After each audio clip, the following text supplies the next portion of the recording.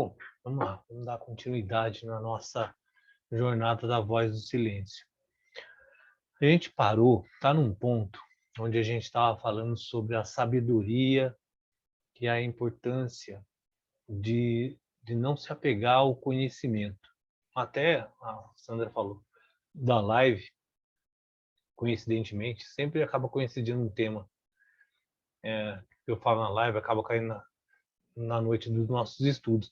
Mas um dos pontos que estava sendo falado hoje, que é importante ressaltar hoje, é essa concepção de dois conhecimentos, né?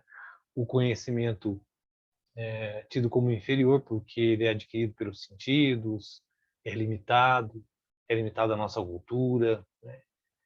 E aí esse conhecimento que estabelece essa idealização do mundo, né, que é tido como ilusória porque é uma concepção, e o estímulo que a gente recebe através dos sentidos, independente da forma como a gente interpreta, existe uma realidade. Então, esse conhecimento absoluto, né, essa realidade, essa capacidade de sabedoria, de discernir entre o impermanente, o idealizado com a realidade, né, é um dos grandes pontos das tradições orientais, budista, védica, ortodoxa ou não ortodoxa, como o yoga, que é ortodoxa, é essa busca por uma palavra em sânscrito que define que é viveka, essa busca por discernimento, pela essa capacidade de compreender aquilo que é o conhecimento adquirido pelos nossos sentidos, sendo ilusório, sendo inferior, não importa, mas na medida que ele se concebe como uma realidade, né, pela nossa repetição, pela nossa forma como a gente entende o mundo, ele é real e irreal. Então, não é uma colocação no sentido de ter que eliminar esse conhecimento, porque ele é extremamente necessário. É através dele que a gente adquire a sabedoria. Mas é o não apego a esse conhecimento que aí nos prende a um aspecto ilusório da existência. E ao sofrimento, basicamente, né? Porque na medida que a gente começa a acreditar nessa idealização, e aí a gente quer que o mundo seja, né, essa idealização. É aí que surge a, o descompasso entre a realidade e aquilo que a gente concebe sobre a realidade. Então, o que está descrevendo nesses versos, né? A necessidade de desenvolver esse discernimento. E aí até são dois conceitos que são aplicados nesse livro, né? O primeiro são o das salas, onde você passa pela sala da sabedoria, a sala da ação, a sala do conhecimento, para ser conduzida à sala da sabedoria.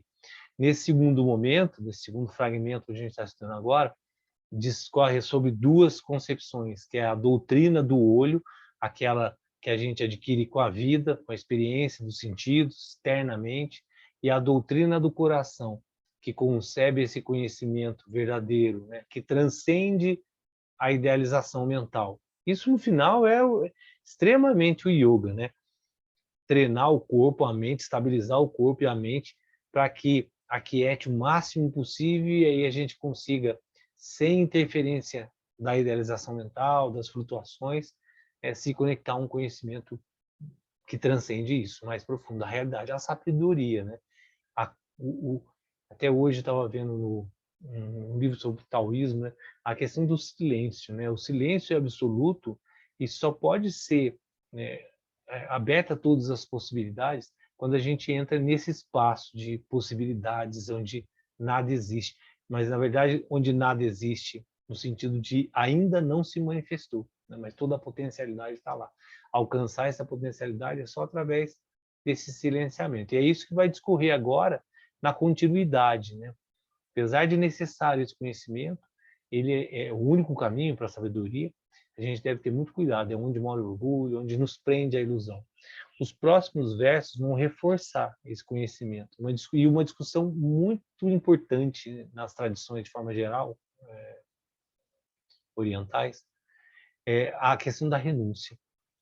Na tradição védica, né, existem 4 ashrams, 4 estados. Né? Nesse caso, não é um lugar, mas é um estado, que são 4 fases da vida. Onde a primeira fase é chamada de Brahmacharya. Brahmacharya, às vezes, é traduzido como controle da energia sexual.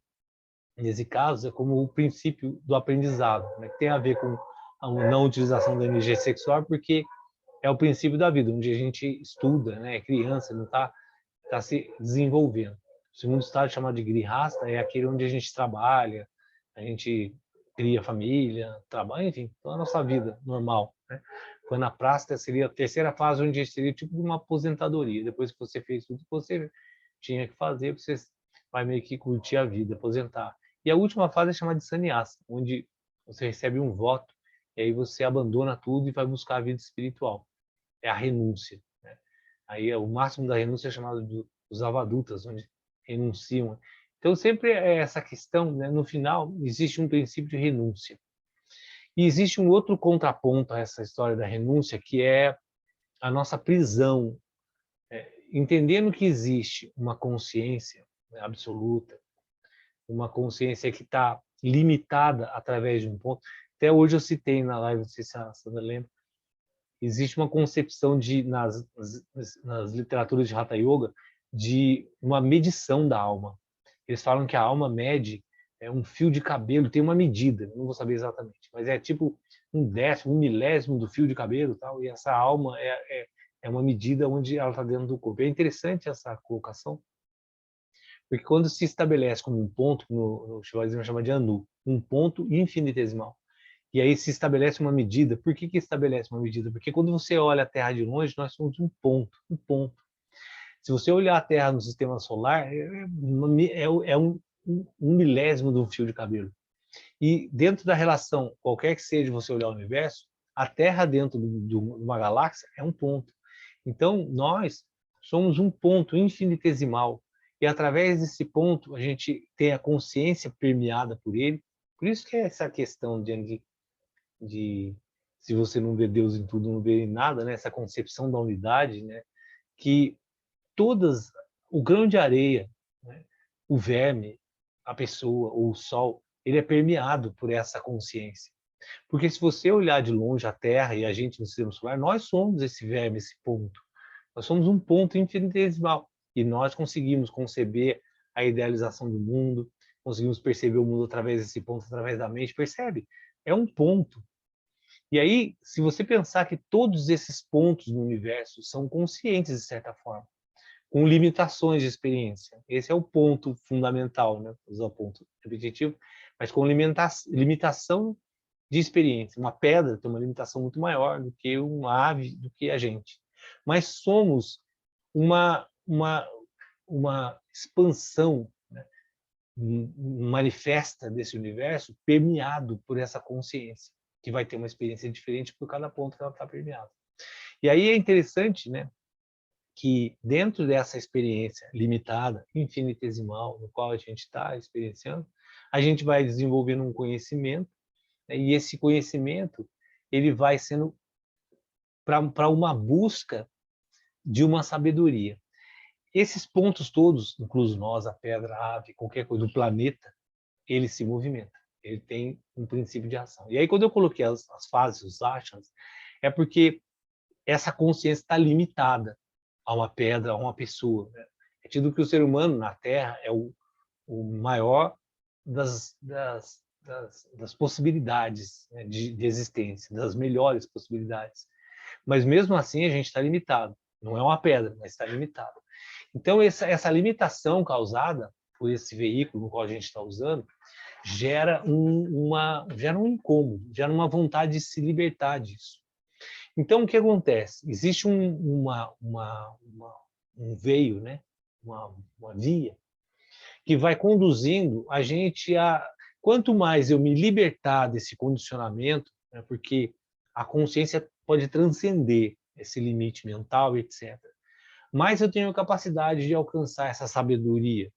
Então, existe um princípio de renúncia, por isso que eu falei, porque no final da vida, naturalmente acaba se recebendo um voto de sannyasa e você renuncia à sua vida. E aí você vive como um mendigo, né? Até você não pode ficar mais do que 3 noites numa árvore, aí você ganha um pote, a roupa ocre, né? Que é muito comum, açafrão, ocre, e você vai recebendo a comida, só a comida que é dado, você não tem nada, você abandona tudo, renuncia a tudo. Num simbolismo, numa realidade, de realmente abandonar a vida material, que prende à ilusão, a essa concepção idealizada, aos desejos, a todos esses processos que nos conduzem a um cativeiro. Então, essa ideia de renúncia, ela permeia muito, né, os monges. Existem alguns conceitos também de retiro que é outro, mas vamos focar nesse que é esse estado de renunciar-se ao mundo material. Então, existe um conflito muito grande, né, de discussão, de onde surge o Tantra, inclusive, de renunciar é o melhor caminho. Se a minha mente prende a minha capacidade de alcançar a sabedoria, se o meu corpo é limitado, e se toda a ação que eu gero fica presa a uma reação, princípio kármico, e esse sistema me condiciona, né, nessa existência que é chamada de samsara, nesse ciclo interminável de existência, então eu renuncio isso. É melhor então eu ficar quieto, aquietar a minha mente, me afastar do que me traz desejos. E aí vem os conceitos do yashra no outro sentido, né, de local afastado das florestas, onde as cavernas, onde os yogis iam, para se afastar, né, os monges, os mosteiros, para se afastar da contaminação externa, para que eu consiga então estabelecer essa quietude, estabelecer esse nível de sabedoria. Só que aí vem o contrário. Existe um princípio no qual a gente existe como ser, como animal, tem necessidades como animal, independente da possibilidade de transcender isso ou não, a gente está preso nessa existência. Então, aí vem o contraponto que é, deve-se usar isso e não negar. Então, não é um princípio de renúncia, mas um princípio de estabelecer uma ação correta e não negar a ação. Então, o que vai se discutir nesse verso agora é exatamente isso. A questão da sabedoria, que reforça, né, a necessidade de sabedoria, e vai gerar essa discussão que é do Gita também, e é de outras tradições também. Outras tradições se pautam muito nisso, inclusive a Tântrica, que é não negar a existência, né? Não se deve negar, você deve viver, deve experienciar. A questão é como, não se deve agir ou não. Então, é isso que vai falar, eu vou colocar os versos agora, que vai discorrer sobre esse ponto, que é bem bacana, é bem interessante, que é essa questão da discussão, né? Vou para a floresta e fico numa caverna meditando, ou vivo normalmente como todos os seres, né? Esse é o ponto. Então, o que eu vou colocar aqui? Eu vou colocar e voltar já, né? Como sempre, dá errado, né? Interromper e já volto outra vez. Vê se está uma tela inteira, por favor. Versos 120, 121, depois 122. É esse que está? Todo mundo está vendo isso? Está a tela inteira. 120, 121, né? Isso. Tá. Então, o que vai falar o verso 120, onde a gente parou? E 121, são dois versos que eu juntei. Grande peneiradora é o nome da doutrina do coração, ao discípulo. Né? Sempre é relação, conversa, guru-discípulo. Né? Então, o que ele começa a falar?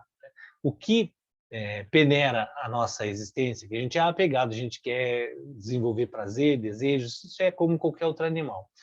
O peneirador disso, né, que vai separar o joio do trigo, é a doutrina do coração, não a doutrina do olho. A doutrina do olho é o conhecimento da existência, é tudo que a gente vê, é a nossa existência, esse conhecimento que a gente tem de desenvolver, de casa, de conforto, enfim, né, de tudo que a gente tem, isso seria a doutrina do olho, o aprendizado, o conhecimento em si. A doutrina do coração é quando você começa a transcender isso, quando você começa a perceber que isso não é o externo que vai me fazer feliz, e tudo é impermanente. Então, eu me apego, amanhã não é mais. Se eu me apego, amanhã não é mais. Eu gosto de uma coisa, amanhã não existe. Eu gosto de uma pessoa, amanhã ela não existe. Eu gosto de... Enfim, tudo vai se transformar e eu vou ficar constantemente buscando externamente, né? O mito de Durga. Matando os desejos, nasce outro, o desejo nasce outro, o desejo nasce outro, e nunca gera uma paz, uma estabilidade, né? Uma busca de tranquilidade. Então, a doutrina do coração, ela vai peneirar. Quando começa a entrar nesse campo, né, de buscar essa realidade, até no Gita tem uma parte que vai falar isso, poucos buscam a realidade. Por quê? Porque a gente está preso a essa ilusão. Qual é a minha escala de valor? Quais são as minhas ações, os meus desejos? O que eu faço? Eu não quero outra coisa, eu quero alcançar aquilo que eu acho que é ser feliz. Ser rico, ou ter coisas, ou viajar, ou enfim, aquilo que eu estabelecer como um princípio de felicidade, eu vou gerar ação. Só que aí a roda da boa lei gira rapidamente. Interessante os termos que são usados nos versos, eu acho espetacular, né? Porque a roda da boa lei é o universo, é a lei do universo. Você querendo ou não, se você pular da janela, você cai. Né? Não tem conversa, né? Não tem interpretação sobre as leis do universo. E o tempo é uma das que estabelece a nossa existência, espaço e tempo. Então, na medida que a lei, a boa lei, né, ela não é punitiva, né, ela não é uma coisa ruim, ela simplesmente é o funcionamento da natureza. E gira rápido, né? O tempo passa. Eu querendo ou não, vai ficar velho, vai morrer. Então, mói noite e dia. Muito legal, né? Muito bacana. Porque é exatamente essa condensação numa linguagem poética, né, em verso, né, que a peneiradora é essa doutrina da realidade. Né? Não adianta eu me pautar nas minhas ilusões, nas minhas ideias, nas minhas crenças, e me apegar em toda essa estrutura, né, de crença, etc., porque a boa roda da lei vai girar rápido e vai moer, noite e dia, sem parar. Né? Não tem conversa. Eu posso conceber um monte de ideias, pensar um monte de coisa, vai ter noite, vai ter dia, vai ter vida, vai ter tempo, vai ter dor, nascimento, morte, doença e ponto final. E tudo vai acabar. E aí isso separa, né, o que é inútil. Porque a gente vai naturalmente, querendo ou não, empurrado a um aprendizado da impermanência, do supérfluo, e que existe uma realidade de estabilidade e paz que é chamada de Ananda. Né? A, a constituição da nossa existência para a tradição védica ela é espetacular quando ela resume toda a existência, sendo de Deus ou da manifestação de Deus, entendendo essa consciência se manifestando, que somos nós, é Sat Chita Ananda. Nós somos uma realidade, né, oculta por essa expressão mental. Nós somos uma consciência que experiencia o mundo, que vê esse mundo. E nós somos Ananda, nós somos paz, estabilidade. Nós somos, em princípio, esse silêncio que é alterado pelo movimento mental. Então, na medida que eu sou isso, o tempo vai me mostrando o que é supérfluo. Aí eu me apego, eu quero ser isso, eu quero fazer aquilo, aí eu quero esse desejo, eu quero, e todos os meus desejos, aos poucos, vão se desmoronando, como um castelo na areia. Eles vão se desfazendo, que é a mão do karma, que guia a roda. É um sistema natural de causa, efeito, causa, consequência, e vai rodando a roda, né, como está colocando, muito rapidamente. E vai moendo todas essas idealizações que a gente traz do mundo. Eu sou... alguns exemplos, né? Triste, mas... É triste entre aspas, é a natureza, né? Mas que a gente pode usar, né? O Ayrton Senna, tricampeão mundial, melhor piloto do mundo, bateu, acabou. Da noite para o dia. Schumacher, 7 vezes campeão do mundo, foi esquiar, bateu a cabeça, acabou também. Steve Jobs cria uma empresa, uma interface totalmente inovadora, é um ser de outro mundo que cria concepções, pegou câncer e morreu, né? Como qualquer outro ser, independente do que ele criou, da ideia que ele teve. Então, esses exemplos, né, eles vão nos mostrando, e essa roda que morre dia e noite.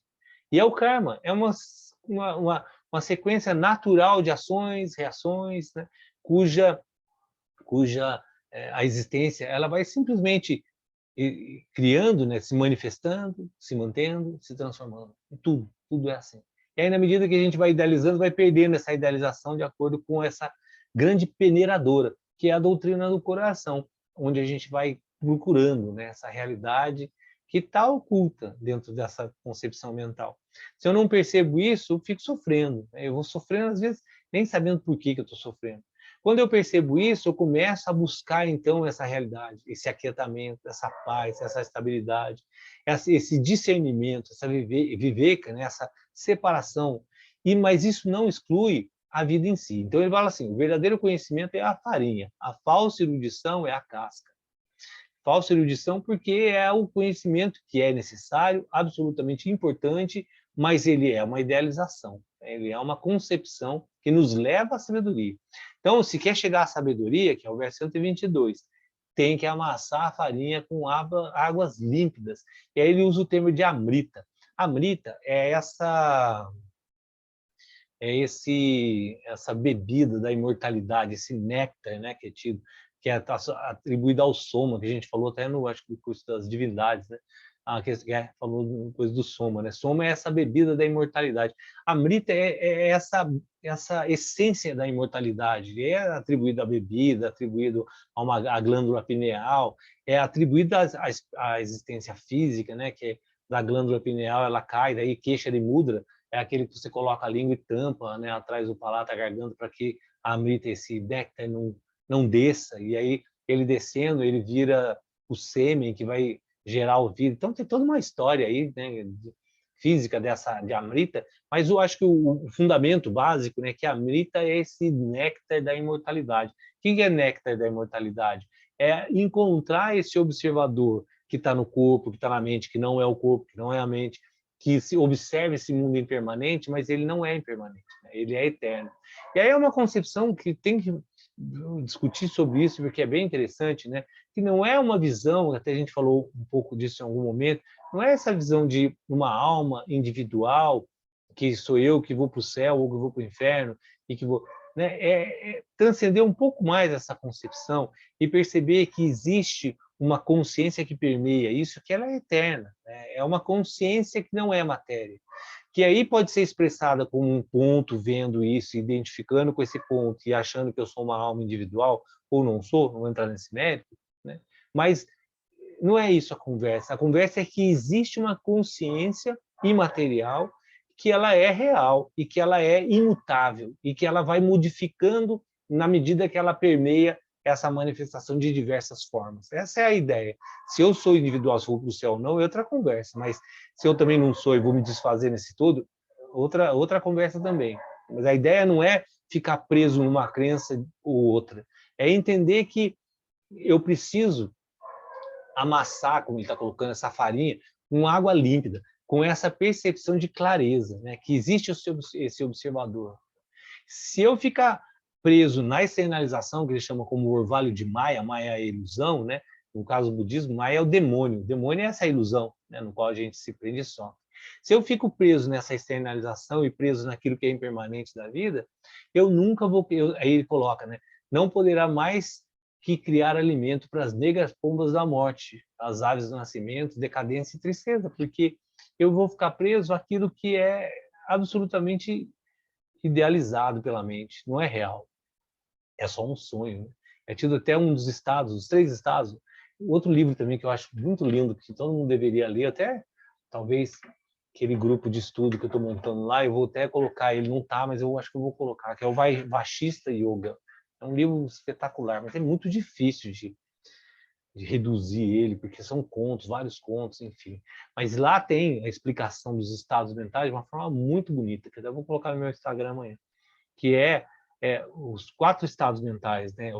Vigília, o sono com sonho, né? O sono sem sonho, o sono profundo, e o estado que permeia eles, chamado de Turiya, a consciência sobre todos eles, inclusive sobre o sono sem sonho, sono profundo. E aí, o que acontece? Né? Por que eu estou citando isso? Porque, na medida que... O que é a vigília? A vigília é quando meus sentidos externalizam, percebe o mundo, né, atuando de forma externa, essa força vital do corpo se movimenta. E aí, na medida que eu absorvo essa ilusão criada pela mente, prolongo isso, né, e acredito, gero isso como uma realidade, pelo movimento prolongado e por todos os meus entornos, né, que observam o mundo da mesma forma, eu gero isso como vigília, na medida que a minha mente internaliza, eu não uso da minha força vital com os meus sentidos externos, mas recrio esse mundo interno, mental, isso é sonho. Na medida que o sonho se prolonga, ele também se torna como a vigília. Então, os dois, na verdade, são a mesma coisa. Só que um é mais prolongado, existe essa ação externa, que é a vigília. O sono profundo é esse repouso, é esse estado puro da mente, que existe consciência, mas a gente não tem, porque a gente não tem consciência nos outros também. Esse estado puro da mente, que é o sono sem sonho, que a gente passa por ele todos os dias, e aí quando você consegue adquirir uma luz, uma clareza sobre esses estados, mantendo a consciência sobre todos eles, é que é chamado de Turiya, o 4º estado mais importante de todos. Né? Então, o que acontece? Se eu não desenvolvo essa capacidade dessa sabedoria, desse estado maior, eu vou ficar preso a essas concepções ilusórias. E aí é o sonho. Eu vou sofrer. Quando você sonha, você está sonhando, você sofre. Você tem todos os sentimentos. Você não está externalizando. Até porque existe uma ponte, né, que desliga essa ação física nossa. Quando não desliga, a gente é sonâmbulo. Então, não estou externalizando, mas eu estou vivenciando emocionalmente. E quando eu acordo, eu percebo que aquilo é um sonho. E esse é o princípio fundamental de Buda, né? Quando você desperta. Se eu não busco esse despertar, eu vou ficar prolongando esse sonho, né? E o sonho, ele vai ser sempre uma perspectiva de uma busca ilusória, que não existe. Então ele fala assim, se te dizem, aí entra nessa questão. Bom, enquanto eu prolongo esse sonho, ele é real. Então ele é real e irreal. Eu não posso negar essa irrealidade. Eu não posso falar assim, então tudo é um sonho, então e aí? E aí o quê? Continuo vivendo, continuo preso a ele, porque eu não consegui me libertar do sonho. E aí começa então aquela discussão inicial de, se eu entendo que isso é o sonho, então eu paro e vou ficar cessando essa viagem mental, e aí eu adquiro essa sabedoria. Eu não preciso participar desse sonho se eu entendo que ele é o sonho. Mas, por outro lado, eu sou um animal, estou preso a essa existência. Então, essa falsa liberdade, né, me traz mais sofrimento. Então, ele fala assim, se dizem para que te torne arhan. Arhan significa liberto, exatamente liberto. A palavra sânscrita que é sair desse condicionamento. Tem de cessar de amar todos os seres, diz eles que mentem. Então começa essa outra perspectiva que quando falsamente a gente compreende esse conhecimento de prisão, condicionamento, ilusório, maia, etc., etc., a gente adota um processo de renúncia falso. Então vem o falso desapego. Eu não quero ter isso porque isso é uma ilusão, mas só que eu quero ter. Eu preciso ter, eu tenho que comer, eu tenho que andar, eu tenho que ter carro, tenho que, enfim, tem que fazer tudo que o ser humano faz naturalmente dentro da cultura que a gente está vivendo. Seja um sonho ou não, eu preciso vivenciar esse sonho dessa forma. É a forma que eu tenho. Então começa a se desenvolver um falso desapego, uma falsa renúncia. Eu não quero ter casa, eu não quero ter nada, eu quero ser um ser liberto. Mas só que você sofre com essa falsa liberdade, porque no final você precisa, você quer, você ainda tem todos os desejos, você não é um verdadeiro, né? Não é uma alma liberta, né? É Jiva Mukta, que é você se liberta dessa condição realmente de forma de consciência. Então começa a se discorrer essa necessidade de compreender a nossa existência, e aí a discussão fundamental é como agir. Como é que eu me conecto a essa existência, que o princípio do yoga é chamado de Kaivalya, mas sem me apegar a isso, experienciando isso. Então eu começo a desenvolver essa consciência, né, de que eu não sou meu corpo, eu não sou minha mente, essa visão é idealizada, é ilusória, é impermanente, mas eu tenho que viver isso. Eu dou esse exemplo que eu acho que é interessante. É como se a gente tivesse com a consciência humana e que por algum motivo qualquer fosse obrigado a entrar num corpo de um cachorro. Na hora que você entra no corpo de cachorro, você fala assim, nossa, agora eu sou um cachorro. Mas você tem a consciência que você não é, porque você é um ser humano. E aí você fala assim, nossa, que coisa chata, eu vou ter que latir, eu vou ter que, enfim. E aí você se toca que enquanto você estiver naquele corpo de cachorro, não tem o que fazer. Você vai ter que experienciar o mundo como um cachorro. Percebe? Esse é o santo. Essa é a alma liberta. É o estado de Kaivalya. Quando o ser humano ele atinge esse estado de despertar, onde ele percebe que ele não é mais humano. Não é o meu caso, né? Eu vou falar vocês, pode ser, mas o meu não. Por quê? Porque eu ainda estou apegado ao meu corpo, à minha mente, eu tento entender, gero uma prática constante para aquietamento, etc, etc, mas ainda existe um apego profundo, porque eu não consegui me desconectar disso. Mas eu já gerei um princípio de um conhecimento no qual eu busco a realidade. Esse é o princípio do buscador. Mas só que as grandes almas já realmente, né, aquela frase, conhecimento ele é boato enquanto não vive no corpo, já realmente introspectou aquilo, é uma realidade. E aí o que acontece? Ele é o ser humano no cachorro. Se ele é um sábio verdadeiro, o que acontece? Eu não tenho como sair do cachorro. A minha experiência agora é como cachorro. E eu preciso ajudar os cachorros a entenderem que eles podem não ser cachorros também. Exatamente isso. E aí, quando o sábio verdadeiro entende isso, o que ele faz? Ele procura ajudar os outros. Ele abandona, porque não tem interesse em ser cachorro, não tem mais graça ser cachorro. Manarrabo, latino, não faz mais parte disso, mas ele é. E aí, qual é a missão dos santos? Qual é a missão das grandes almas? Ajudar os outros cachorros. Fazer com que os outros cachorros entendam que ele pode chegar também a esse nível de um dia não precisar nem ser cachorro mais, que é o princípio de transcender. Ele sai dessa roda, samsara, dessa roda de nascimento e morte, preso nesses equipamentos, né, que nos limitam. E aí essa é a grande discussão. Eu sei que eu não sou cachorro, então não vou mais latir. Para que eu vou latir? Eu sei que eu sou humano, eu só estou preso nesse corpo, quando eu morrer eu saio dele. Então, eu não vou latir, eu não vou abanar rabo, eu vou ficar numa caverna escondido lá, porque daí eu não quero mais ser cachorro. Percebe como é que funciona? Aí, o que se discute agora? Não, você precisa agir, você tem uma função existencial como cachorro, apesar de não ser. Então, procure a melhor ação. E aí, o que vai ser discutido, então, nos próximos versos, né? Se te dizem que para obter a libertação tem de detestar sua mãe e desprezar teu filho, perceba que é muito bacana isso, porque, voltando ao cachorro, né? Eu sou um cachorro. E aí o meu filho cachorro, ou minha mãe cachorra, ou meu pai, não tem graça. E aí fala assim, você não precisa se apegar a nada disso, porque nada disso tem sentido, até porque todos eles também estão presos a uma condição temporária, não vão ser. Então, na verdade, esses cachorros, da manhã não vão ser mais cachorro. Então não precisa se apegar. E aí o que ele fala? Se alguém falar isso e você tem que detestar seu filho, sua mãe, renegar teu pai, chamar de donos da casa, que é um conto, né, que fala sobre isso, e renunciar à compaixão pelos homens demais, é falsa a sua linguagem. Porque a experiência que você está tendo agora é absolutamente necessário que você gere o seu Dharma, que é o princípio de Dharma, que Buda veio colocar exatamente isso. Meditação, cessa a viagem, karma, ação e reação, Dharma, cada um cumpre o seu papel com compaixão. E aí, mesmo que esse ser teve essa realização, eu não sou cachorro, meu pai não é cachorro, simplesmente estamos presos nesse conceito de cachorro, ele teve essa realização verdadeira. O que ele vai gerar? Compaixão. Ele vai ajudar esses seres a alcançar um nível também de compreensão, de sabedoria. É isso que essas escrituras descrevem. Essa puxando a gente para aos poucos ir entendendo, mas não se desprenda da vida. Continue vivendo, continue latindo, continue abanando o rabo, continue fazendo tudo que o cachorro faz, porque você é um cachorro nesse momento. E use, atinja a perfeição dentro do estado que você está. Né? Então, volta ao humano. Eu tenho um equipamento super sofisticado, né? Eu como ser humano, todos nós.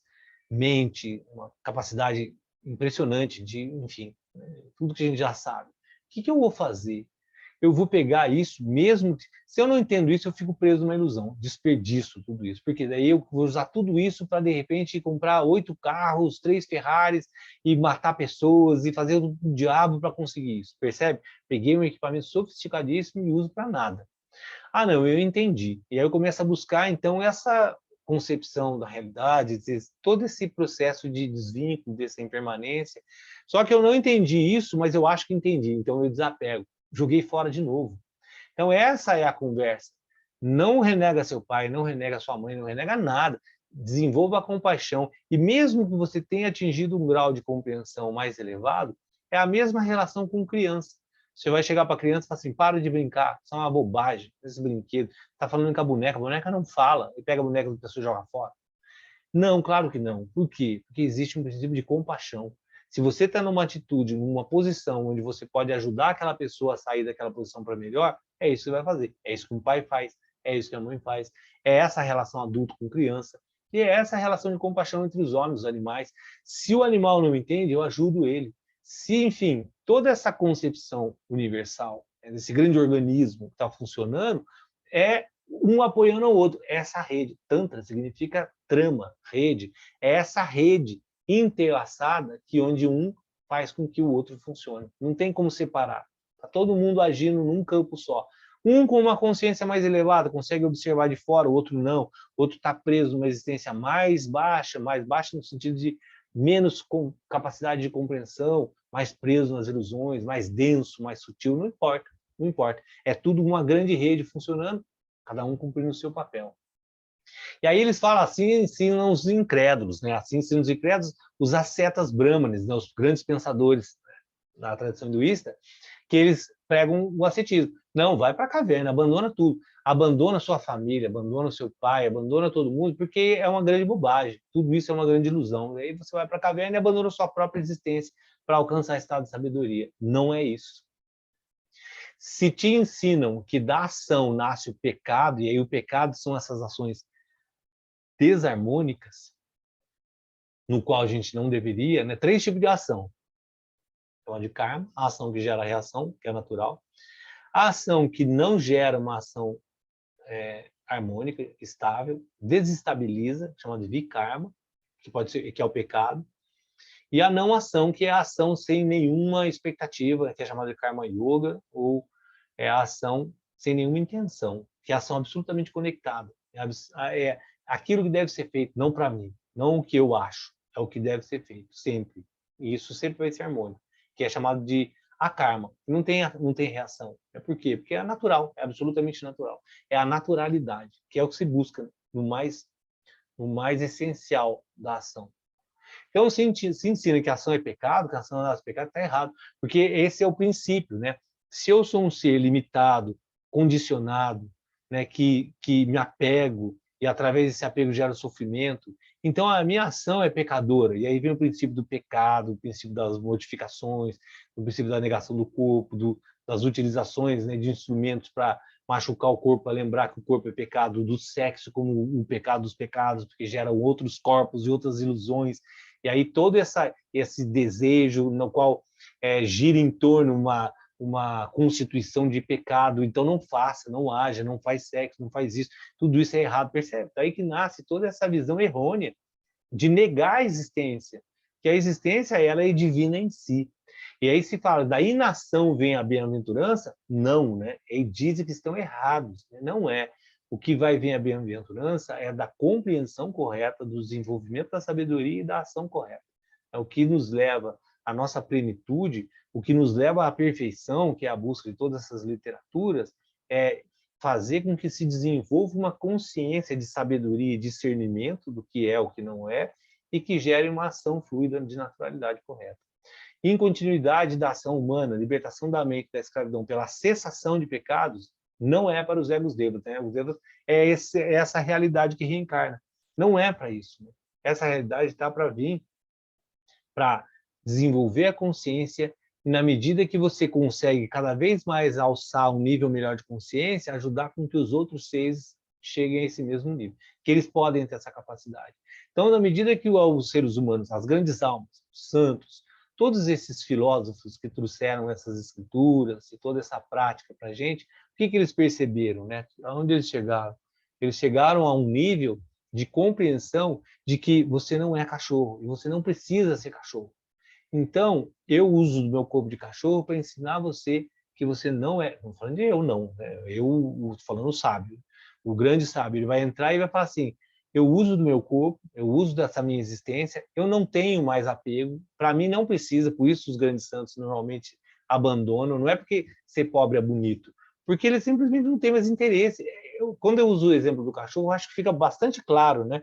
Se você é cachorro, mas humano, você não tem mais interesse em ficar cavando terra, em ficar jogando bolinha para cima, percebe? É o que é chamado de vairagya, o desinteresse, é o desapego natural, de consciência. Não é o desapego que fala assim, eu morro de vontade de morder aquela bolinha e correr, mas eu não vou porque o cachorro faz isso, eu não sou cachorro. Não é isso, que é o que a gente faz como humano. A gente está morrendo de vontade de fazer um monte de coisa, mas tenta negar aquilo que é a nossa natureza. Por quê? Porque eu estou identificado ainda com ela. Né? Eu acho que eu sou cachorro, então eu gosto de coisa de cachorro. Mas na hora que realmente gerou essa consciência mais elevada, existe o que é chamado de vairagya, existe desapego. Então, por isso os santos verdadeiros, eles acabam sendo conduzidos a essa vida simples. Não é porque é bonito, porque é bacana, porque é feio ser rico. Porque, na verdade, eles entenderam que não é a necessidade, que eles não querem realmente isso. Porque se quiser, faça. Esse é o grande ponto. Vá, experiencie a vida como ela é, gerando sabedoria, discernimento. Na medida que você começa a usar esse instrumento espetacular que é o nosso corpo e mente, para usar ele o máximo possível, essa riqueza que é gerada, todos esses apegos que a gente tem, ele pode ser transformado em ajuda para que esse sistema funcione de forma mais harmônica. Na medida que não, o que acontece? O que está acontecendo agora, né? Vai exaurindo o problema de lixo, o problema de clima, o problema da água, enfim, vários problemas que estão desequilibrando a natureza, e isso é pecado. Isso é vikarma, ações de desarmonia. Mas o próprio sistema, o próprio organismo, né, como a Terra é um organismo, é um ser, ele vai tentando, com o seu sistema imunológico, tentando reorganizar novamente esse sistema, né, de alguma forma, mesmo que seja expulsando o ator mais que mais atrapalha esse sistema funcionar, que por infelicidade somos nós, hoje os humanos. que faz com que esse sistema não funcione de forma harmônica. Então, isso é a doutrina do coração. É essa busca por essa realidade, né, que está atrás dessas concepções todas mentais, mas ela ocorre com a experiência. Esse é o grande ponto. Essa é a experiência. Não importa o grau de consciência que você desenvolva, essa é a nossa experiência. Enquanto eu estiver preso aqui, eu tenho que conseguir usar o melhor possível essa forma existencial. O Dharma do olho é essa incorporação externa, né, que é do não existente, que é a concepção mental. Existe uma passagem no Taoísmo que é bem bacana também, que fala exatamente sobre essa idealização do corpo e da mente. O corpo, não tem isso hoje, o corpo ele não sofre, o corpo não tem dor, o corpo não é nada, o corpo é inerte, é uma máquina. O que interpreta a dor, as emoções, é a mente. Tanto que se você quebrar uma perna, fratura exposta, e tomar um medicamento, cessa a dor. Tá lá a perna quebrada, continua quebrada do mesmo jeito, só você não sente dor. Por quê? Você desconecta a mente da dor. Na medida que a mente não interpreta aquilo, não existe. Então, o que existe é mental. A mente é a existência. O corpo é um instrumento. Na medida que você entende isso, toda a nossa existência, aí fala, qual é o Dharma do olho? É essa incorporação do externo, né, que é o corpo, a visão externa, do não existente, porque o que existe é uma concepção da mente. Se você entrar num estado mental de coma, tudo acabou. Acabou dor de barriga, acabou fome, acabou tudo. Toda a incorporação externa, ela simplesmente não existe à medida que a sua mente não concebe. Então esse é o grande ponto, gente. É uma coisa que... O que a gente deve fazer na nossa vida? Qual é o maior de todos os objetos de esforço? Cuidar da mente. Não tem outro. Não, sabe, não é uma ideia minha, né, que eu quero passar para as pessoas. É um entendimento básico de que toda concepção ruim, boa, se eu vejo monstros na minha frente, eu só vejo santos, ou se eu acho, ou se eu não acho, eu só acredito, todas as crenças, enfim, qualquer coisa que eu fale, qualquer coisa que qualquer pessoa fale, é uma criação, uma idealização mental. Então, a mente é a concepção dessa existência. Ela é que deve ser cuidada. Ela é um instrumento que vai fazer com que a gente se prenda ou se liberte. Ela é amigo ou inimigo. É através dela que tudo vai acontecer. Então, ela é o grande ponto. E o Dharma do coração é essa incorporação de Buddha. Buddha é esse eu superior, essa visão eterna, né, que não é matéria, e que a mente está me encobrindo. Então, na hora que eu limpar essa concepção, utilizar a mente como meu instrumento, um instrumento da alma, por isso o livro chama A Voz da Alma, na hora que eu... que é a voz da alma mesmo, né? Eu me confundi agora.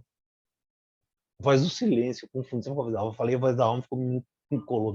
A voz do silêncio, por que a voz do silêncio? Né? Porque na hora que eu silencio a mente, aí sim vem a voz da alma. Né? Aí se expressa a voz que é do Dharma do coração. Então, percebe? A gente é um ser, um observador que se utiliza desse equipamento sofisticado, apesar de ser um ponto infinitesimal, a mente, e vai ter que ou se externalizar como um animal e ficar preso a esse sofrimento, a essa ilusão, desejo, etc., nessa impermanência, que no final tudo acaba, ou se eu uso tudo isso, que é necessário, porque eu estou nessa condição, para que eu desperte essa realidade que está presa, né, e que se torne, né, Buddha, que o Buda significa despertar. E aí, o Dharma, a função do olho é externalizar, é não existente, é Maya, é ilusão. Por isso você sempre reforça, né? Não se apegue a isso, não se apegue, não construa o seu mundo através de Maya da ilusão. E o Dharma no coração é essa existência em busca dessa realidade, né? Que é absolutamente yoga. Yoga é essa união da mente com essa realidade. Enquanto as duas estiverem vendo separado, né? Quando eu me ver como um objeto, ainda eu não entendi ainda essa unificação. A união final é quando mente e alma, né, se tornam um instrumento só. Quando eu ver os dois ainda, eu estou preso a essa dualidade. Então, eu vou parar aqui, né? Que ele vai depois vir exatamente nesse ponto, né? Quando ele fala a lâmpada brilha quando estão limpos os pavis. E aí vai começar uma parte do texto que vai descrever exatamente sobre esse processo de limpeza e o não envolvimento da alma com tudo isso. Porque no final, toda essa natureza do corpo, dos desejos, todas essas transformações é inerente à natureza e não à alma. A alma é o passageiro da carruagem, né? Quem lembra aquela metáfora da Katha Upanishad, né? Que é o caminho é a existência, a carruagem é o nosso corpo, os 5 cavalos que puxam essa carruagem são os 5 sentidos que fazem interrelação com o mundo, a rédea é a mente, o cocheiro é a inteligência que segura a mente, a rédea, que segura os cavalos, que põe a carruagem no trilho. E a alma está dentro da carruagem. Ela não é a carruagem, ela não é os cavalos, ela não são os cavalos, ela não é a rédea, ela não é o cocheiro, ela é aquele que experiencia a viagem sem estar influenciado com a viagem. Pode o cavalo cair, pode, enfim, ela não é isso. Essa é a concepção mais importante da gente desenvolver com as nossas. E aí, por que a gente faz, né, pranayama? Por que a gente faz prática de yoga? Por que faz, enfim? Porque o corpo tem que dar esse suporte, né, para que a gente vá desenvolvendo essa capacidade de discernimento. Eu vou parar aqui, senão para não entrar no outro tema que é muito bacana, senão vai ficar corrido. E aí fica à vontade para vocês perguntarem, enfim, vocês falarem o que vocês quiserem.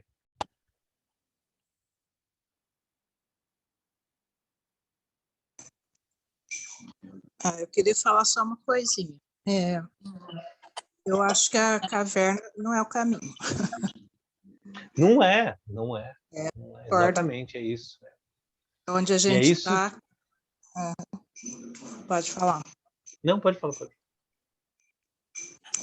Eu acho assim, você vai para a caverna, é automático, né? Você ter o desapego, vai se apegar aqui, você está lá no escuro, não tem nada Exatamente. ao redor. O difícil é praticar o desapego onde estamos e quando Exatamente. estamos, né? O grande Verdade. pulo. Esse é o caminho. Essa é a grande busca das filosofias mais da naturalidade, é você desenvolver essa capacidade, né? É você ser o cachorro, admitir que é o cachorro e viver como um cachorro bem, feliz, sabendo que é isso, que é o princípio de Santosha, né? Que é a aceitação, é isso, né? Eu sou o cachorro, estou como cachorro, como é que eu faço para viver o melhor possível como cachorro? E ajudar todos os cachorros a saberem que eles não vão ser um dia cachorro. Como é que eu ensino eles? Essa é a grande experiência humana como com sabedoria. Porque na medida que eu começo a tentar desenvolver uma idealização do mundo que não eu vou sofrer muito, né? Imagina. Vou sofrer dos dois lados, né? Se eu sou um cara que tive uma percepção da realidade e sou cachorro e acho que não sou e não quero ser, eu vou sofrer muito. Se eu não sou nem sei o que é, também vou sofrer do mesmo jeito, porque daí eu vou ficar só preso na existência como um animal, né? E não é o caminho é a melhor ação. Por isso que o Gita começa com 6 capítulos falando sobre ação.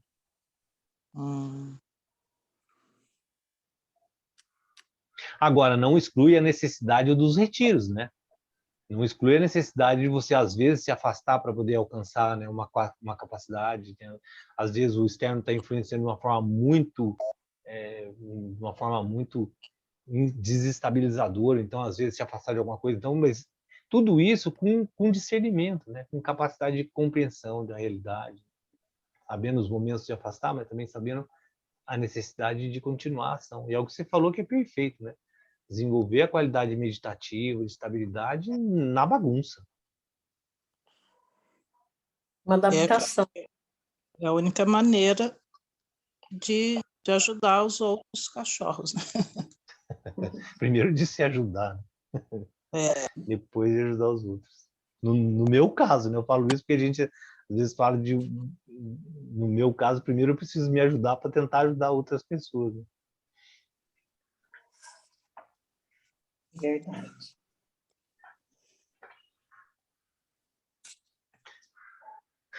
Fiquem à vontade, gente. Esse exemplo do cachorro é legal, né? Porque fica muito claro, né?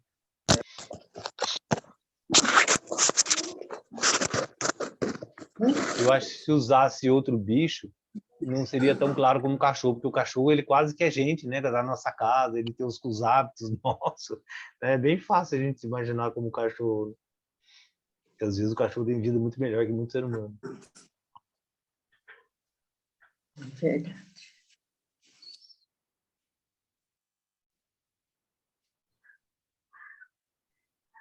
Gente, Muito boa a falem. colocação da Cristina.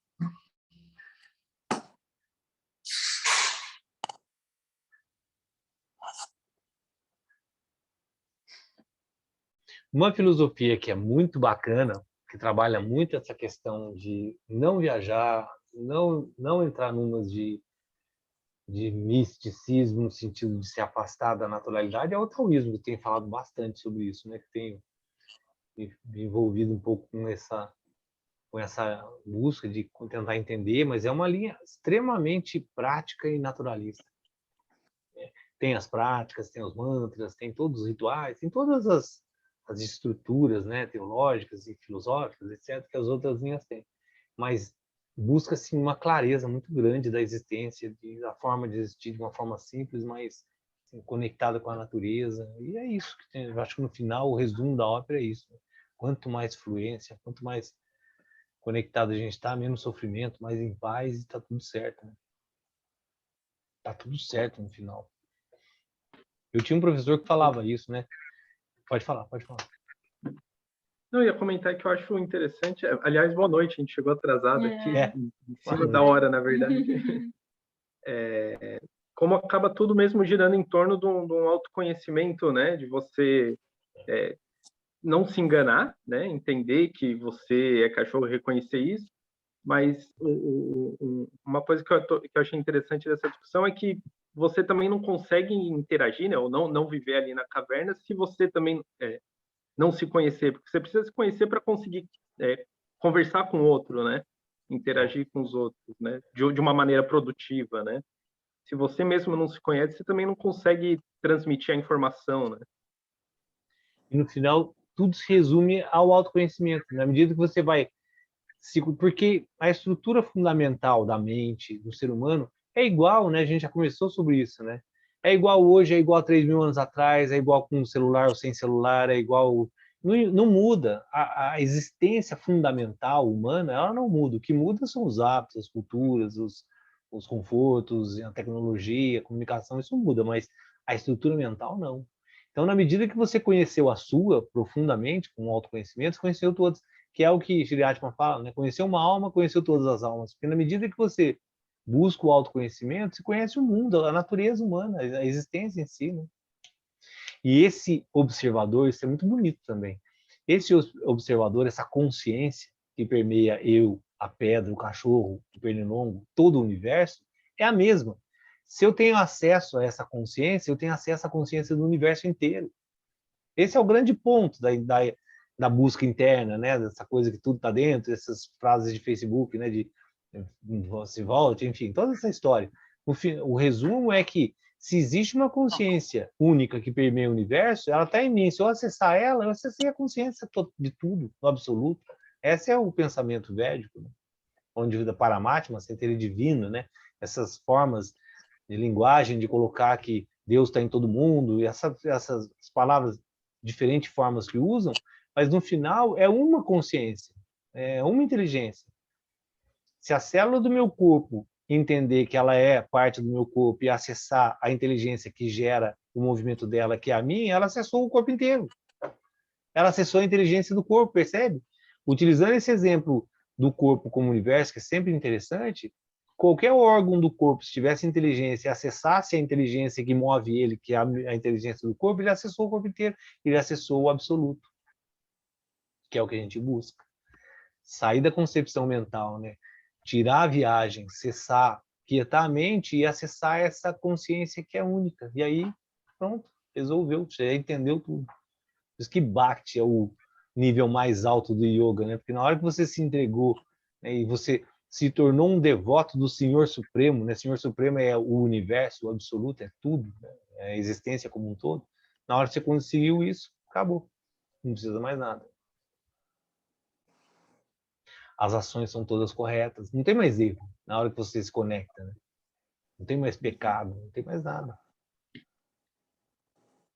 Não tem mais apego, né? Esse é o ponto do Vairagya, né? É muito bonito, né? Muito bonito. Já falei isso tantas vezes, essa coisa de o yoga é resumido entre Abhyasa e Vairagya, né? Que é Krishna fala isso no Gita. E todas as vezes eu fico volto para esse ponto, eu acho que como é que pode, né? há 3.000, 4.000 anos atrás, o cara falou assim, tudo isso que você está falando se resume em duas coisas. A vida, que é uma prática constante, e correta. Viva corretamente. E se você viver corretamente, você vai se desapegar de tudo isso. O resultado é vaidade. Você desapega dessa essência. Resume isso. 2 palavras resume 20 anos de estudo. Todo dia a gente fala. Se entender, é que nem quando Jesus fala, né? Ame o outro como a si mesmo. Pô, já resolveu tudo. Acaba aí a conversa. Não precisa mais nada. Né? E conhece a ti mesmo, né? Também é. Conhece o do Sócrates. Pensei nele. Na verdade, é muito louco essa vida, né? É um jogo, né? Uma brincadeira, porque já está resumido, já está resolvido tudo. Eles já falaram de uma forma muito simples e clara, mas a gente fica desenvolvendo uma loucura toda para poder justificar a nossa existência. Passar o tempo como cachorro, né? Porque na medida que você descobriu que é cachorro e vai ter que ficar jogando bolinha, banando o rabo e latindo durante 14 anos no mínimo, você tem que arrumar alguma coisa para passar esses 14 anos razoavelmente bem, né? Tem que entreter, ó. Não, é meio isso, né? Muito bom.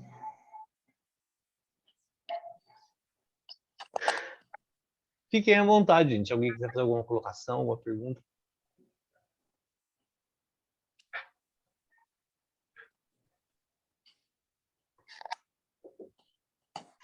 Se não, a gente vai encerrando por aqui. Amanhã a gente vai desenvolver um treinamento das bolas e como abanar melhor o rabo e como gerar essa capacidade de brincar com as bolinhas sem se estressar. Às 9 horas a gente tem uma prática de treinamento de não estressar. Usar o melhor possível esse equipamento que está disponível para a gente. E no final e aí a gente vai fazer um monte de coisas para levar a mente a uma capacidade de experienciar o melhor possível essa loucura toda. 9 horas. E não, gente, uma boa noite para vocês. E a semana que vem a gente volta. Boa noite. Também não, né? Semana tem a semana inteira. Semana que vem a gente volta com a parte de filosofia. Tudo certo, gente? Alguém quer falar alguma coisa? Fique à vontade.